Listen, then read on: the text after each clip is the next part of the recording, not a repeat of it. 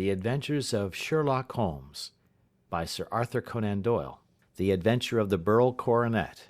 "Holmes," said I, as I stood one morning in our bow window looking down the street, "here is a madman coming along. It seems rather sad that his relatives should allow him to come out alone."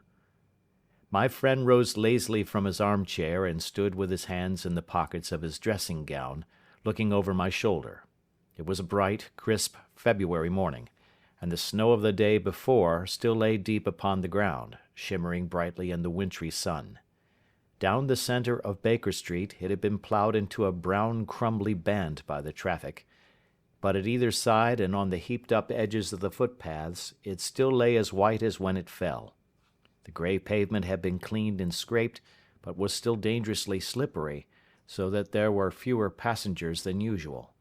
Indeed, from the direction of the Metropolitan Station no one was coming save the single gentleman whose eccentric conduct had drawn my attention.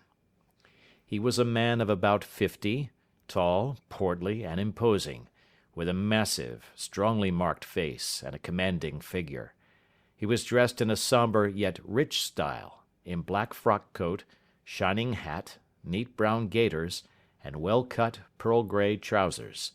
Yet his actions were in absurd contrast to the dignity of his dress and features, for he was running hard, with occasional little springs, such as a weary man gives who is little accustomed to set any tax upon his legs. As he ran he jerked his hands up and down, waggled his head, and writhed his face into the most extraordinary contortions. "What on earth can be the matter with him?" I asked. "He is looking up at the numbers of the houses." "I believe that he is coming here," said Holmes, rubbing his hands. "Here?" "Yes. I rather think he is coming to consult me professionally. I think that I recognize the symptoms. Ha! Did I not tell you?" As he spoke, the man, puffing and blowing, rushed at our door, and pulled at our bell until the whole house resounded with the clanging. A few moments later he was in our room, still puffing, still gesticulating, but with so fixed a look of grief and despair in his eyes that our smiles were turned in an instant to horror and pity. For a while he could not get his words out, but swayed his body and plucked at his hair like one who has been driven to the extreme limits of his reason. Then, suddenly springing to his feet, he beat his head against the wall with such force that we both rushed upon him and tore him away to the centre of the room. Sherlock Holmes pushed him down into the easy-chair, and sitting beside him, patted his hand and chatted with him in the easy, soothing tones which he knew so well how to employ.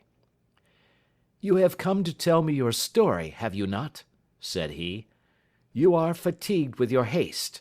Pray wait until you have recovered yourself, and then I shall be most happy to look into any little problem which you may submit to me."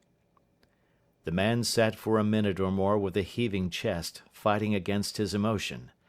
Then he passed his handkerchief over his brow, set his lips tight, and turned his face towards us. "No doubt you think me mad," said he. "I see that you have had some great trouble," responded Holmes. "God knows I have. A trouble which is enough to unseat my reason, so sudden and so terrible is it. Public disgrace I might have faced, although I am a man whose character has never yet borne a stain. Private affliction also is the lot of every man, but the two coming together, and in so frightful a form, have been enough to shake my very soul. Besides, it is not I alone. The very noblest in the land may suffer unless some way be found out of this horrible affair." "Pray compose yourself, sir," said Holmes, "and let me have a clear account of who you are and what it is that has befallen you." "My name," answered our visitor, "is probably familiar to your ears. I am Alexander Holder, of the banking firm of Holder and Stevenson, of Threadneedle Street." The name was indeed well known to us as belonging to the senior partner in the second largest private banking concern in the city of London. What could have happened, then, to bring one of the foremost citizens of London to this most pitiable pass? We waited, all curiosity, until with another effort he braced himself to tell his story. "I feel that time is of value," said he. "That is why I hastened here when the police inspector suggested that I should secure your cooperation. I came to Baker Street by the Underground and hurried from there on foot, for the cabs go slowly through the snow. That is why I was so out of breath, for I am a man who takes very little exercise.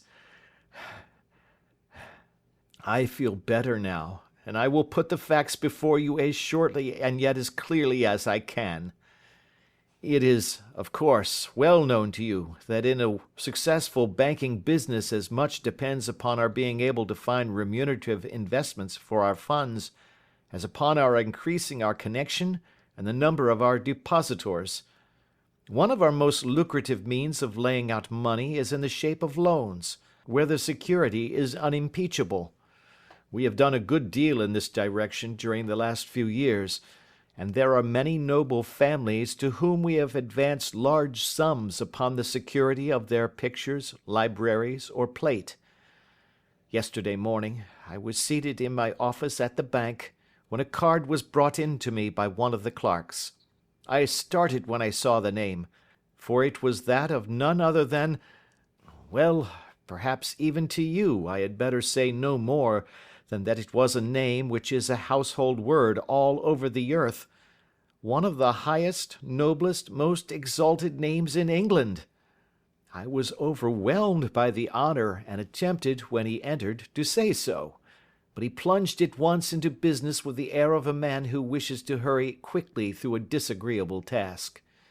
"Mr. Holder," said he, "I have been informed that you are in the habit of advancing money."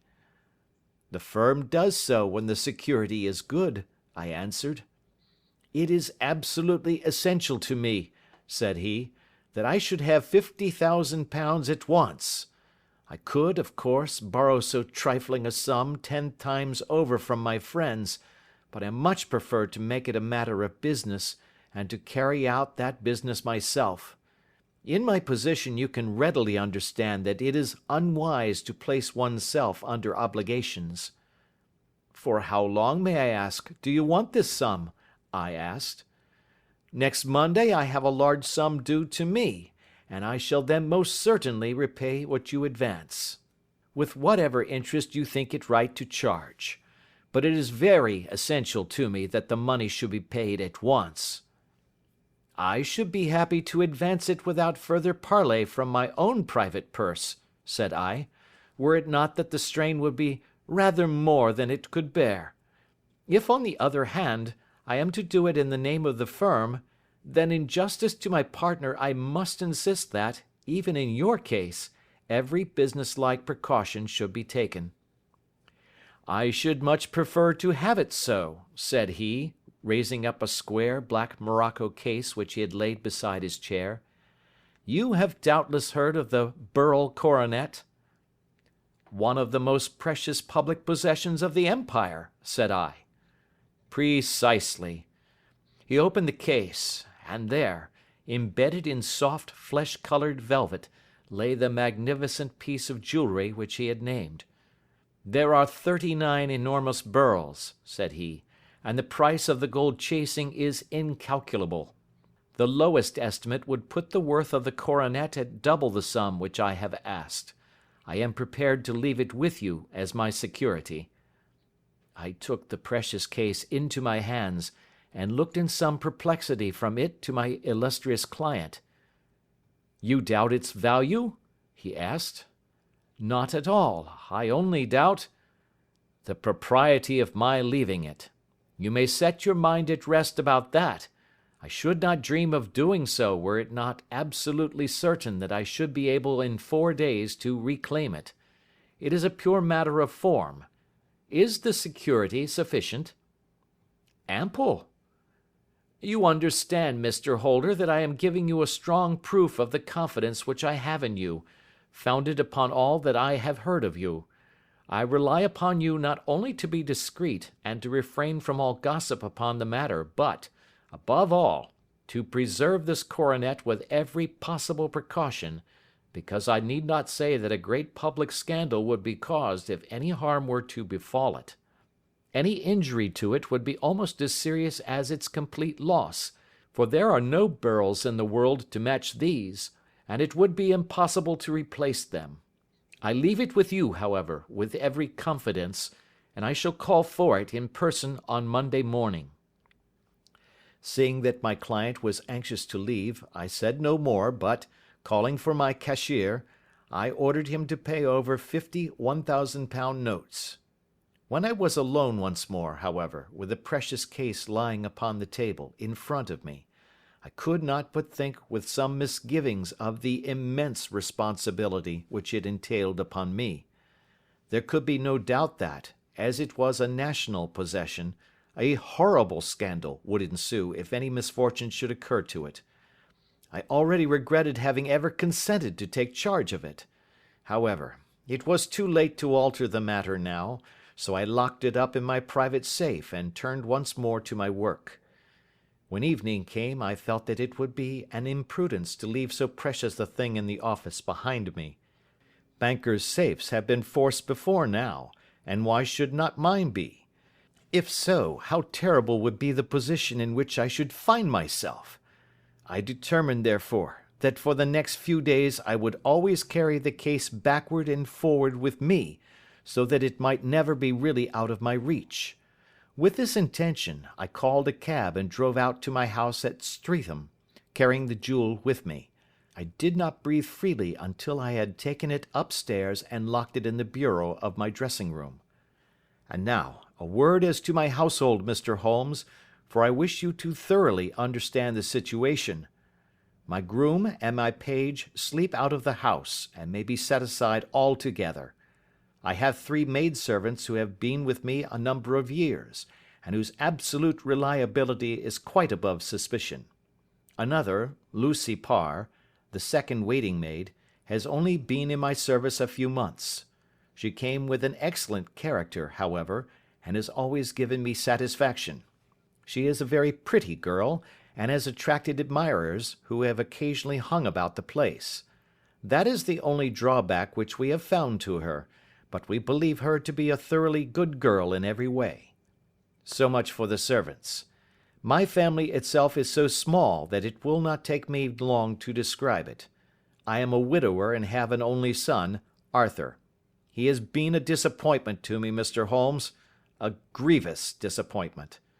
I have no doubt that I am myself to blame. People tell me that I have spoiled him. Very likely I have.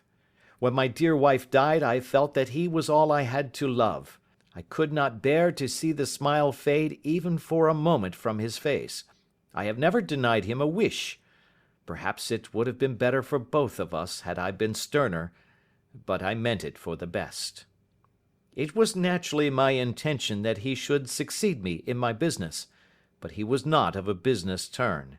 He was wild, wayward, and, to speak the truth, I could not trust him in the handling of large sums of money. When he was young he became a member of an aristocratic club, and there, having charming manners, he was soon the intimate of a number of men with long purses and expensive habits. He learned to play heavily at cards and to squander money on the turf, until he had again and again to come to me and implore me to give him an advance upon his allowance, that he might settle his debts of honour. He tried more than once to break away from the dangerous company which he was keeping, but each time the influence of his friend, Sir George Burnwell, was enough to draw him back again. And indeed, I could not wonder that such a man as Sir George Burnwell should gain an influence over him, for he has frequently brought him to my house, and I have found myself that I could hardly resist the fascination of his manner. He is older than Arthur, a man of the world to his finger-tips, one who has been everywhere, seen everything, a brilliant talker, and a man of great personal beauty. Yet when I think of him in cold blood, far away from the glamour of his presence, I am convinced from his cynical speech and the look which I have caught in his eyes, that he is one who should be deeply distrusted. So I think, and so too thinks my little Mary, who has a woman's quick insight into character. And now there is only she to be described. She is my niece, but when my brother died 5 years ago and left her alone in the world, I adopted her, and have looked upon her ever since as my daughter. She is a sunbeam in my house, sweet, loving, beautiful, a wonderful manager and housekeeper, yet as tender and quiet and gentle as a woman could be. She is my right hand. I do not know what I could do without her. In only one matter has she ever gone against my wishes. Twice my boy has asked her to marry him, for he loves her devotedly, but each time she has refused him. I think that if anyone could have drawn him into the right path, it would have been she, and that his marriage might have changed his whole life. But now, alas, it is too late, forever too late.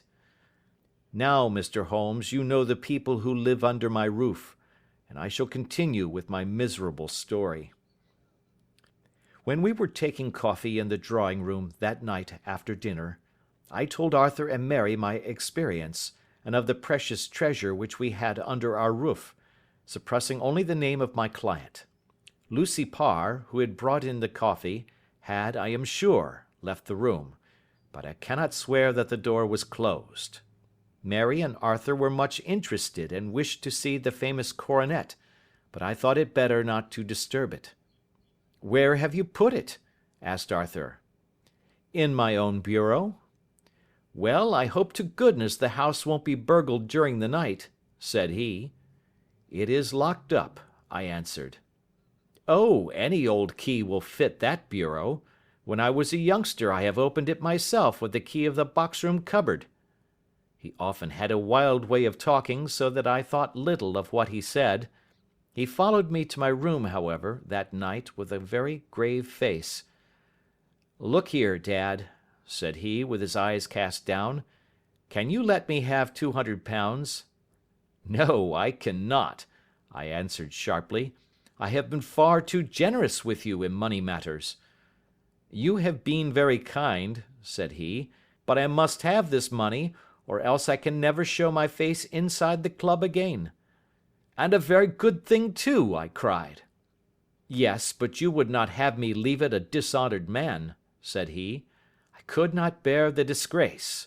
I must raise the money in some way, and if you will not let me have it, then I must try other means." I was very angry, for this was the third demand during the month. "You shall not have a farthing from me," I cried, on which he bowed and left the room without another word. When he was gone, I unlocked my bureau, made sure that my treasure was safe, and locked it again. Then I started to go round the house to see that all was secure, a duty which I usually leave to Mary, but which I thought it well to perform myself that night. As I came down the stairs, I saw Mary herself at the side window of the hall, which she closed and fastened as I approached. "Tell me, Dad," said she, looking, I thought, a little disturbed, "did you give Lucy the maid leave to go out tonight?" "Certainly not. She came in just now by the back door. I have no doubt that she has only been to the side gate to see someone, but I think that it is hardly safe and should be stopped." "You must speak to her in the morning, or I will if you prefer it. Are you sure that everything is fastened?" "Quite sure, Dad." "Then, good night." I kissed her and went up to my bedroom again, where I was soon asleep. I am endeavouring to tell you everything, Mr. Holmes, which may have any bearing upon the case, but I beg that you will question me upon any point which I do not make clear. "On the contrary, your statement is singularly lucid." "I come to a part of my story now in which I should wish to be particularly so. I am not a very heavy sleeper, and the anxiety in my mind tended, no doubt, to make me even less so than usual. About 2 in the morning, then, I was awakened by some sound in the house. It had ceased ere I was wide awake, but it had left an impression behind it as though a window had gently closed somewhere. I lay listening with all my ears. Suddenly, to my horror, there was a distinct sound of footsteps moving softly in the next room. I slipped out of bed, all palpitating with fear, and peeped round the corner of my dressing-room door. "Arthur!" I screamed. "You villain! You thief! How dare you touch that coronet?" The gas was half up, as I had left it, and my unhappy boy, dressed only in his shirt and trousers, was standing beside the light, holding the coronet in his hands. He appeared to be wrenching at it, or bending it with all his strength. At my cry he dropped it from his grasp and turned as pale as death. I snatched it up and examined it. One of the gold corners, with 3 of the beryls in it, was missing. "You blackguard!" I shouted, beside myself with rage. "You have destroyed it! You have dishonored me forever! Where are the jewels which you have stolen?" "Stolen?" he cried. "Yes, thief!" I roared, shaking him by the shoulder. "There are none missing. There cannot be any missing," said he. "There are 3 missing, and you know where they are. Must I call you a liar as well as a thief? Did I not see you trying to tear off another piece?" "You have called me names enough," said he. "I will not stand it any longer. I shall not say another word about this business, since you have chosen to insult me. I will leave your house in the morning and make my own way in the world." "You shall leave it in the hands of the police," I cried, half mad with grief and rage. "I shall have this matter probed to the bottom." "You shall learn nothing from me," said he, with a passion such as I should not have thought was in his nature. "If you choose to call the police, let the police find what they can." By this time the whole house was astir, for I had raised my voice in my anger. Mary was the first to rush into my room, and, at the sight of the coronet and of Arthur's face, she read the whole story, and, with a scream, fell down senseless on the ground. I sent the housemaid for the police, and put the investigation into their hands at once. When the inspector and a constable entered the house, Arthur, who had stood sullenly with his arms folded, asked me whether it was my intention to charge him with theft. I answered that it had ceased to be a private matter, but had become a public one, since the ruined coronet was national property. I was determined that the law should have its way in everything. "At least," said he, "you will not have me arrested at once. It would be to your advantage as well as mine if I might leave the house for 5 minutes." "That you may get away, and perhaps that you may conceal what you have stolen," said I. And then, realizing the dreadful position in which I was placed, I implored him to remember that not only my honor but that of one who was far greater than I was at stake, and that he threatened to raise a scandal which would convulse the nation. He might avert it all if he would but tell me what he had done with the 3 missing stones. "You may as well face the matter," said I. "You have been caught in the act, and no confession could make your guilt more heinous. If you but make such reparation as is in your power, by telling us where the beryls are, all shall be forgiven and forgotten." "Keep your forgiveness for those who ask for it," he answered, turning away from me with a sneer. I saw that he was too hardened for any words of mine to influence him. There was but one way for it. I called in the inspector and gave him into custody. A search was made at once, not only of his person but of his room, and of every portion of the house where he could possibly have concealed the gems, but no trace of them could be found, nor would the wretched boy open his mouth for all our persuasions and our threats. This morning he was removed to a cell, and I, after going through all the police formalities, have hurried round to you to implore you to use your skill in unravelling the matter. The police have openly confessed that they can at present make nothing of it. You may go to any expense which you think necessary. I have already offered a reward of £1,000. My God, what shall I do? I have lost my honor, my gems, and my son in one night. Oh, what shall I do?"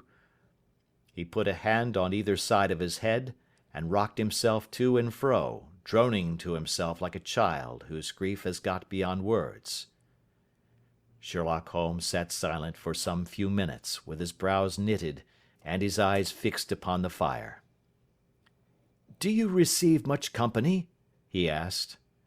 "None save my partner with his family, and an occasional friend of Arthur's." Sir George Burnwell has been several times lately. No one else, I think." "Do you go out much in society?" "Arthur does. Mary and I stay at home.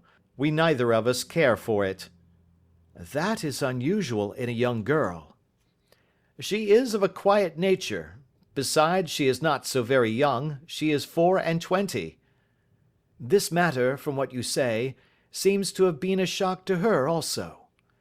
"Terrible. She is even more affected than I." "You have neither of you any doubt as to your son's guilt?" "How can we have, when I saw him with my own eyes with the coronet in his hands?" "I hardly consider that a conclusive proof. Was the remainder of the coronet at all injured?" "Yes, it was twisted." "Do you not think, then, that he might have been trying to straighten it?" "God bless you! You are doing what you can for him and for me. But it is too heavy a task. What was he doing there at all? If his purpose were innocent, why did he not say so?" "Precisely.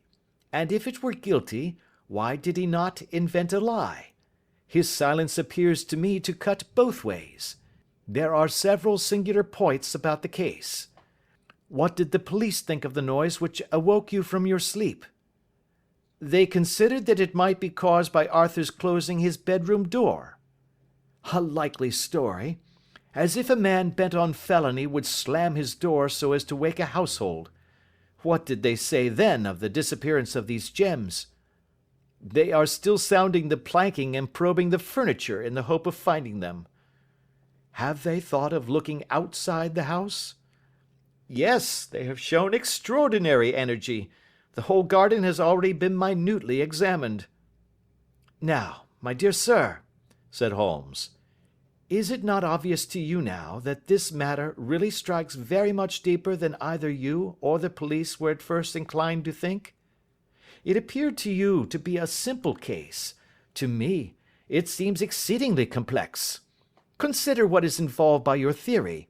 You suppose that your son came down from his bed, went, at great risk, to your dressing room, opened your bureau, took out your coronet, broke off by main force a small portion of it, went to some other place, concealed 3 gems out of the 39, with such skill that nobody can find them, and then returned with the other 36 into the room in which he exposed himself to the greatest danger of being discovered.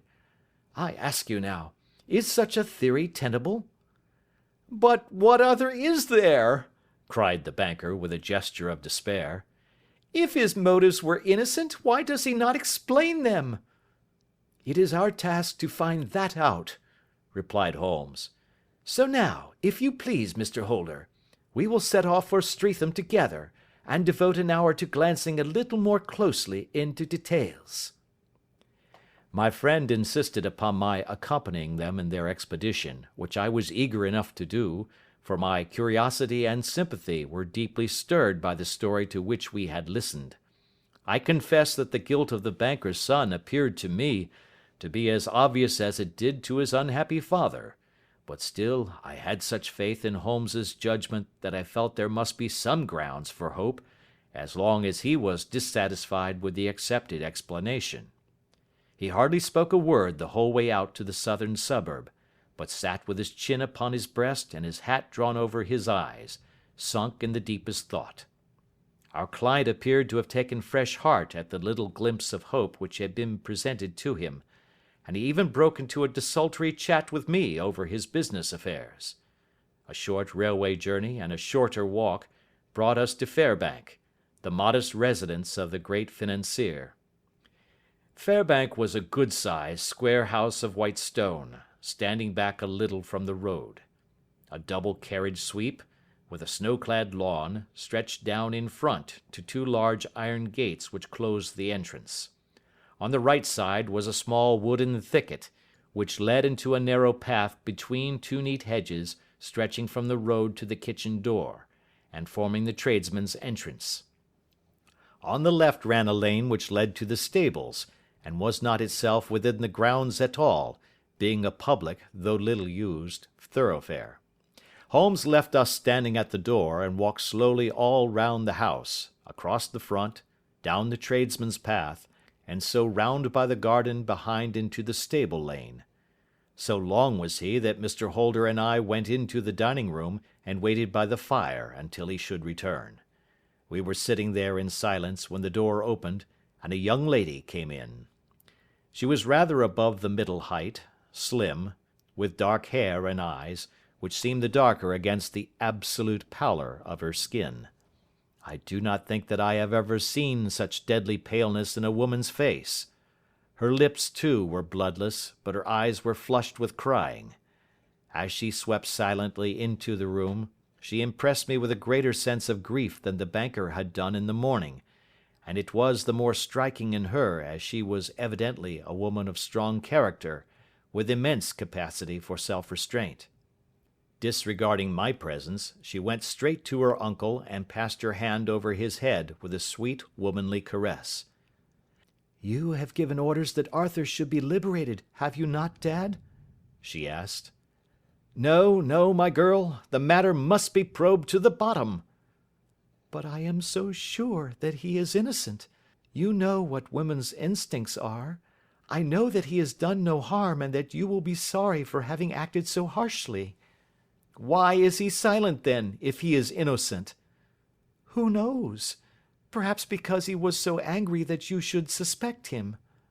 "How could I help suspecting him, when I actually saw him with the coronet in his hand?" "Oh, but he had only picked it up to look at it. Oh, do take my word for it, that he is innocent. Let the matter drop and say no more. It is so dreadful to think of our dear Arthur in prison." "I shall never let it drop until the gems are found. Never, Mary. Your affection for Arthur blinds you as to the awful consequences to me. Far from hushing the thing up, I have brought a gentleman down from London to inquire more deeply into it." "This gentleman?"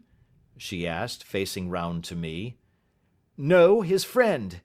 He wished us to leave him alone. He is round in the stable lane now." "The stable lane?" She raised her dark eyebrows. "What can he hope to find there? Ah, this, I suppose, is he. I trust, sir, that you will succeed in proving what I feel sure is the truth, that my cousin Arthur is innocent of this crime." "I fully share your opinion, and I trust, with you, that we may prove it," returned Holmes, going back to the mat to knock the snow from his shoes. "I believe I have the honour of addressing Miss Mary Holder. Might I ask you a question or two?" "Pray do, sir, if it may help to clear this horrible affair up." "You heard nothing yourself last night?" "Nothing, until my uncle here began to speak loudly. I heard that, and I came down." "You shut up the windows and doors the night before. Did you fasten all the windows?" "Yes." "Were they all fastened this morning?" "Yes." "You have a maid who has a sweetheart. I think that you remarked to your uncle last night that she had been out to see him?" "Yes, and she was the girl who waited in the drawing-room, and who may have heard uncle's remarks about the coronet." "I see. You infer that she may have gone out to tell her sweetheart, and that the two may have planned the robbery." "But what is the good of all these vague theories?" cried the banker impatiently, "when I have told you that I saw Arthur with a coronet in his hands?" "Wait a little, Mr. Holder. We must come back to that. About this girl, Miss Holder. You saw her return by the kitchen door, I presume?" "Yes. When I went to see if the door was fastened for the night, I met her slipping in. I saw the man, too, in the gloom." "Do you know him?" "Oh, yes. He is the greengrocer who brings our vegetables round. His name is Francis Prosper." "He stood," said Holmes, "to the left of the door. That is to say, farther up the path than is necessary to reach the door?" "Yes, he did." "And he is a man with a wooden leg?" Something like fear sprang up in the young lady's expressive black eyes. "Why, you are like a magician," said she. "How do you know that?" She smiled, but there was no answering smile in Holmes's thin, eager face. "I should be very glad now to go upstairs," said he. "I shall probably wish to go over the outside of the house again. Perhaps I had better take a look at the lower windows before I go up." He walked swiftly round from one to the other, pausing only at the large one which looked from the hall onto the stable lane. This he opened, and made a very careful examination of the sill with his powerful magnifying lens. "Now we shall go upstairs," said he at last. The banker's dressing room was a plainly furnished little chamber, with a grey carpet, a large bureau, and a long mirror. Holmes went to the bureau first and looked hard at the lock. "Which key was used to open it?" he asked. "That which my son himself indicated, that of the cupboard of the lumber room." "Have you it here?" "That is it on the dressing table." Sherlock Holmes took it up and opened the bureau. "It is a noiseless lock," said he. "It is no wonder that it did not wake you. This case, I presume, contains the coronet. We must have a look at it." He opened the case, and taking out the diadem, he laid it upon the table. It was a magnificent specimen of the jeweller's art, and the 36 stones were the finest that I have ever seen. At one side of the coronet was a cracked edge, where a corner holding 3 gems had been torn away. "Now, Mr. Holder," said Holmes, "here is the corner which corresponds to that which has been so unfortunately lost. Might I beg that you will break it off?" The banker recoiled in horror. "I should not dream of trying," said he. "Then I will." Holmes immediately bent his strength upon it, but without result. "I feel it give a little," said he, "but, though I am exceptionally strong in the fingers, it would take all my time to break it. An ordinary man could not do it. Now, what do you think would happen if I did break it, Mr. Holder? There would be a noise like a pistol shot. Do you tell me that all this happened within a few yards of your bed, and that you heard nothing of it?" "I do not know what to think. It is all dark to me." "But perhaps it may grow lighter as we go. What do you think, Miss Holder?" "I confess that I still share my uncle's perplexity." "Your son had no shoes or slippers on when you saw him?" "He had nothing on save only his trousers and shirt." "Thank you. We have certainly been favoured with extraordinary luck during this inquiry, and it will be entirely our own fault if we do not succeed in clearing the matter up. With your permission, Mr. Holder, I shall now continue my investigations outside." He went alone at his own request, for he explained that any unnecessary footmarks might make his task more difficult. For an hour or more he was at work, returning at last with his feet heavy with snow and his features as inscrutable as ever. "I think that I have seen now all that there is to see, Mr. Holder," said he. "I can serve you best by returning to my rooms." "But the gems, Mr. Holmes, where are they?" "I cannot tell." The banker wrung his hands. "I shall never see them again," he cried. "And my son? You give me hopes?" "My opinion is in no way altered." "Then, for God's sake, what was this dark business which was acted in my house last night?" "If you can call upon me at my Baker Street rooms tomorrow morning, between 9 and 10, I shall be happy to do what I can to make it clearer. I understand that you will give me carte blanche to act for you, provided only that I get back the gems, and that you place no limit on the sum I may draw." "I would give my fortune to have them back." "Very good. I shall look into the matter between this and then. Good-bye. It is just possible that I may have to come over here again before evening." It was obvious to me that my companion's mind was now made up about the case, although what his conclusions were was more than I could even dimly imagine. Several times during our homeward journey I endeavoured to sound him upon the point, but he always glided away to some other topic, until at last I gave it over in despair. It was not yet 3 when we found ourselves in our rooms once more. He hurried to his chamber and was down again in a few minutes, dressed as a common loafer. With his collar turned up, his shiny, seedy coat, his red cravat, and his worn boots, he was a perfect sample of the class. "I think that this should do," said he, glancing into the glass above the fireplace. "I only wish that you would come with me, Watson, but I fear that it won't do. I may be on the trail in this matter, or I may be following a will-o'-the-wisp, but I shall soon know which it is. I hope that I may be back in a few hours." He cut a slice of bread from the joint upon the sideboard, sandwiched it between 2 rounds of bread, and thrusting this rude meal into his pocket, he started off upon his expedition. I had just finished my tea when he returned, evidently in excellent spirits, swinging an old elastic-sided boot in his hand. He chucked it down into a corner and helped himself to a cup of tea. "I only looked in as I passed," said he. "I'm going right on." "Where to?" "Oh, to the other side of the West End. It may be some time before I get back. Don't wait up for me in case I should be late."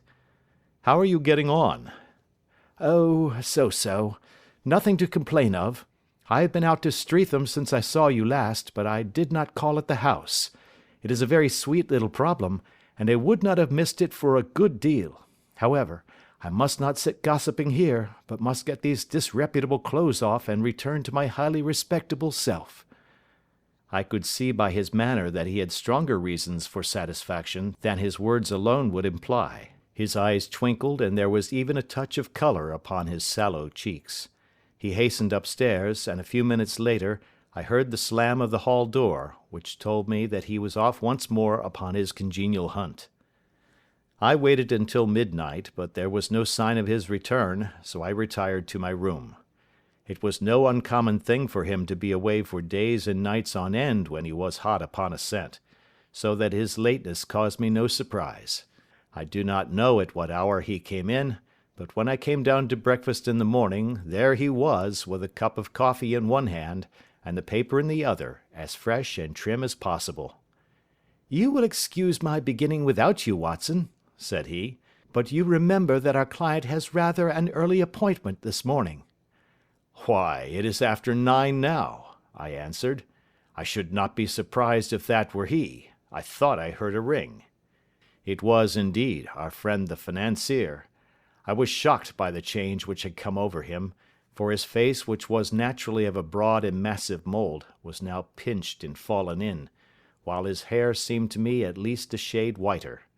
He entered with a weariness and lethargy which was even more painful than his violence of the morning before, and he dropped heavily into the armchair which I pushed forward for him.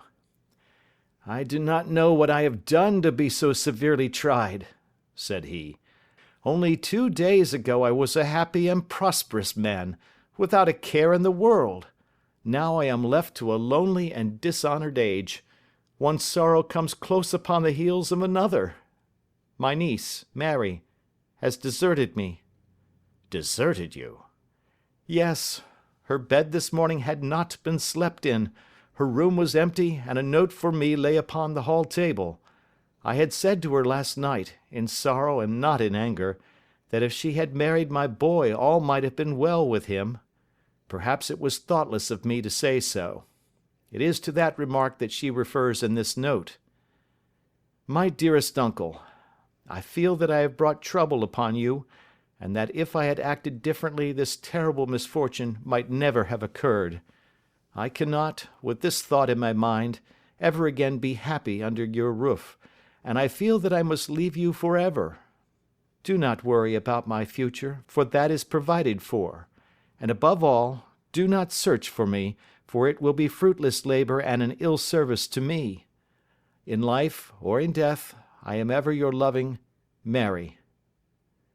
What could she mean by that note, Mr. Holmes? Do you think it points to suicide? No, no, nothing of the kind. It is perhaps the best possible solution. I trust, Mr. Holder, that you are nearing the end of your troubles. Ha! You say so. You have heard something, Mr. Holmes? You have learned something. Where are the gems? You would not think £1,000 apiece an excessive sum for them? I would pay 10. That would be unnecessary. 3,000 will cover the matter. And there is a little reward, I fancy. Have you your cheque-book? Here is a pen. Better make it out for £4,000. With a dazed face, the banker made out the required cheque. Holmes walked over to his desk, took out a little triangular piece of gold with 3 gems in it, and threw it down upon the table. With a shriek of joy, our client clutched it up. "You have it!" he gasped. "I am saved! I am saved!" The reaction of joy was as passionate as his grief had been, and he hugged his recovered gems to his bosom. "There is one other thing you owe, Mr. Holder," said Sherlock Holmes rather sternly. "Oh!" He caught up a pen. "Name the sum, and I will pay it." "No, the debt is not to me. You owe a very humble apology to that noble lad, your son, who has carried himself in this matter as I should be proud to see my own son do, should I ever chance to have one." "Then it was not Arthur who took them?" "I told you yesterday, and I repeat today, that it was not." "You are sure of it? Then let us hurry to him at once to let him know that the truth is known." "He knows it already. When I had cleared it all up, I had an interview with him, and finding that he would not tell me the story, I told it to him, on which he had to confess that I was right, and to add the very few details which were not yet quite clear to me. Your news of this morning, however, may open his lips." "For heaven's sake, tell me, then, what is this extraordinary mystery?" "I will do so, and I will show you the steps by which I reached it. And let me say to you first, that which is hardest for me to say, and for you to hear. There has been an understanding between Sir George Burnwell and your niece Mary. They have now fled together." "My Mary? Impossible!" "It is unfortunately more than possible, it is certain. Neither you nor your son knew the true character of this man when you admitted him into your family circle. He is one of the most dangerous men in England, a ruined gambler, an absolutely desperate villain, a man without heart or conscience. Your niece knew nothing of such men. When he breathed his vows to her, as he had done to 100 before her, she flattered herself that she alone had touched his heart. The devil knows best what he said, but at least she became his tool and was in the habit of seeing him nearly every evening." "I cannot, and I will not, believe it," cried the banker with an ashen face. "I will tell you then what occurred in your house last night. Your niece, when you had, as she thought, gone to your room, slipped down and talked to her lover through the window which leads into the stable lane. His footmarks had pressed right through the snow, so long had he stood there. She told him of the coronet. His wicked lust for gold kindled at the news, and he bent her to his will. I have no doubt that she loved you, but there are women in whom the love of a lover extinguishes all other loves, and I think that she must have been one. She had hardly listened to his instructions when she saw you coming downstairs, on which she closed the window rapidly, and told you about one of the servants' escapades with her wooden-legged lover, which was all perfectly true. Your boy, Arthur, went to bed after his interview with you, but he slept badly, on account of his uneasiness about his club debts. In the middle of the night, he heard a soft tread pass his door, so he rose and, looking out, was surprised to see his cousin walking very stealthily along the passage until she disappeared into your dressing-room. Petrified with astonishment, the lad slipped on some clothes and waited there in the dark to see what would come of this strange affair. Presently she emerged from the room again, and in the light of the passage lamp your son saw that she carried the precious coronet in her hands. She passed down the stairs, and he, thrilling with horror, ran along and slipped behind the curtain near your door, whence he could see what passed in the hall beneath. He saw her stealthily open the window, hand out the coronet to someone in the gloom, and then closing it once more hurry back to her room, passing quite close to where he stood hid behind the curtain. As long as she was on the scene he could not take any action without a horrible exposure of the woman whom he loved. But the instant that she was gone, he realized how crushing a misfortune this would be for you, and how all important it was to set it right. He rushed down, just as he was, in his bare feet, opened the window, sprang out into the snow, and ran down the lane where he could see a dark figure in the moonlight. Sir George Burnwell tried to get away, but Arthur caught him, and there was a struggle between them, your lad tugging at one side of the coronet, and his opponent at the other. In the scuffle, your son struck Sir George, and cut him over the eye. Then something suddenly snapped, and your son, finding that he had the coronet in his hands, rushed back, closed the window, ascended to your room, and had just observed that the coronet had been twisted in the struggle, and was endeavouring to straighten it when you appeared upon the scene." "Is it possible?" gasped the banker. "You then roused his anger by calling him names at a moment when he felt that he had deserved your warmest thanks. He could not explain the true state of affairs without betraying one who certainly deserved little enough consideration at his hands. He took the more chivalrous view, however, and preserved her secret." "And that was why she shrieked and fainted when she saw the coronet," cried Mr. Holder. "Oh, my God! What a blind fool I have been! And his asking to be allowed to go out for 5 minutes! The dear fellow wanted to see if the missing piece were at the scene of the struggle. How cruelly I have misjudged him!" "When I arrived at the house," continued Holmes, "I at once went very carefully round it to observe if there were any traces in the snow which might help me. I knew that none had fallen since the evening before, and also that there had been a strong frost to preserve impressions. I passed along the tradesman's path, but found it all trampled down and indistinguishable. Just beyond it, however, at the far side of the kitchen door, a woman had stood and talked with a man, whose round impressions on one side showed that he had a wooden leg. I could even tell that they had been disturbed, for the woman had run back swiftly to the door, as was shown by the deep toe and light heel marks, while Woodenleg had waited a little, and then had gone away. I thought at the time that this might be the maid and her sweetheart, of whom you had already spoken to me, and inquiry showed it was so. I passed round the garden without seeing anything more than random tracks, which I took to be the police. But when I got into the stable lane, a very long and complex story was written in the snow in front of me. There was a double line of tracks of a booted man, and a second double line which I saw with delight belonged to a man with naked feet. I was at once convinced from what you had told me that the latter was your son. The first had walked both ways, but the other had run swiftly, and as his tread was marked in places over the depression of the boot, it was obvious that he had passed after the other. I followed them up, and found they led to the hall window, where Boots had worn all the snow away while waiting. Then I walked to the other end, which was 100 yards or more down the lane. I saw where Boots had faced round, where the snow was cut up as though there had been a struggle, and finally, where a few drops of blood had fallen to show me that I was not mistaken. Boots had then run down the lane, and another little smudge of blood showed that it was he who had been hurt. When he came to the high road at the other end, I found that the pavement had been cleared, so there was an end to that clue. On entering the house, however, I examined, as you remember, the sill and framework of the hall window with my lens, and I could at once see that someone had passed out. I could distinguish the outline of an instep where the wet foot had been placed in coming in. I was then beginning to be able to form an opinion as to what had occurred.